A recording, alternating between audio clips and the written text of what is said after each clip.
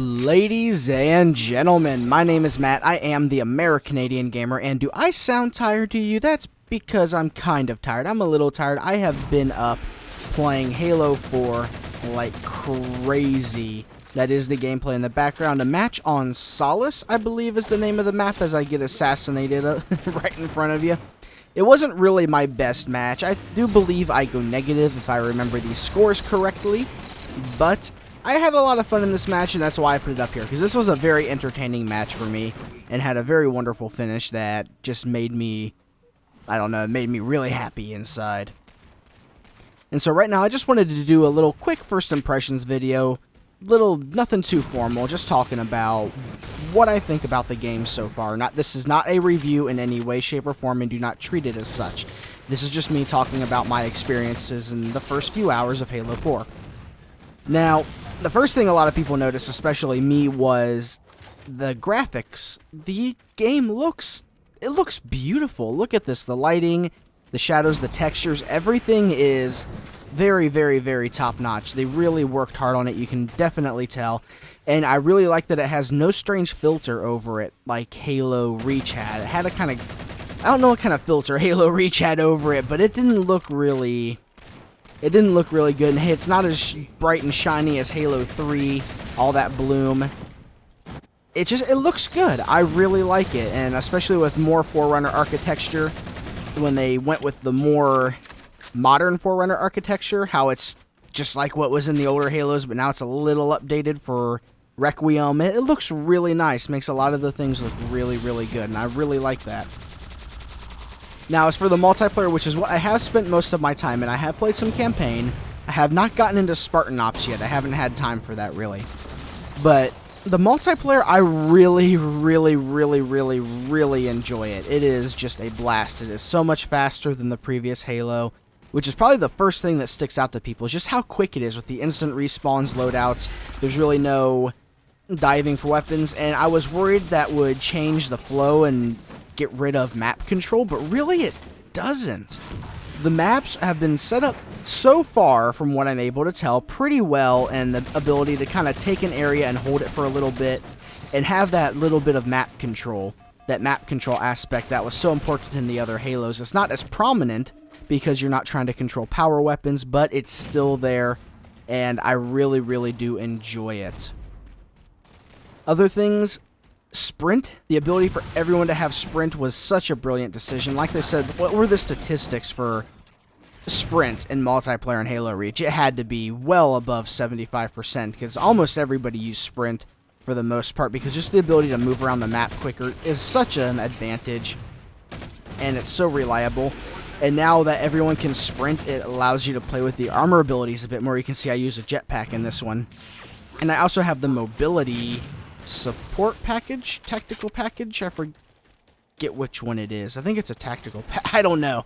I haven't really learned all the little lingos just yet, and I'm too tired to think about it.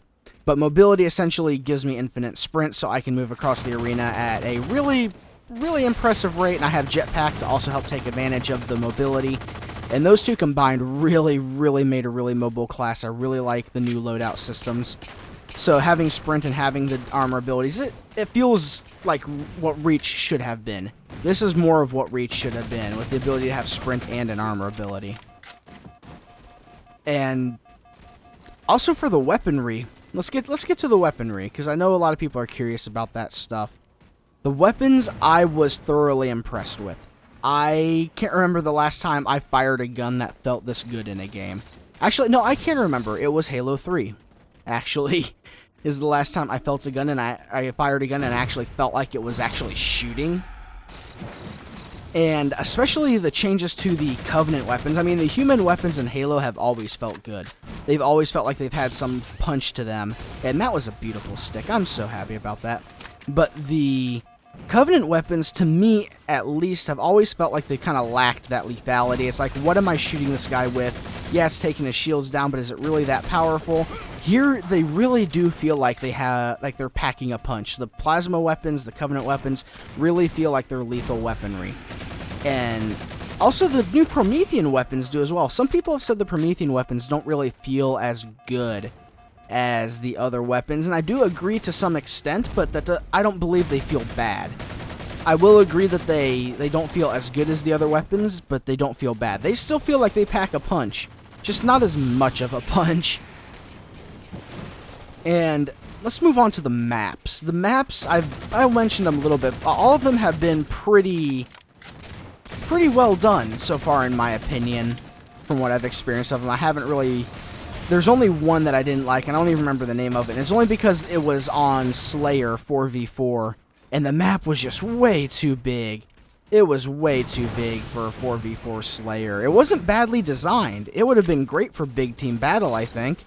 But for Slayer, no, it was not. It was not well made for Slayer. But because there's no power weapons on the map, everything kind of changes around. Now, there are power weapons on it. Sometimes they'll spawn, and a lot of times at the beginning of rounds, there'll be sniper rifles. Like where I am looking right now, there's a sniper rifle at the beginning of the round.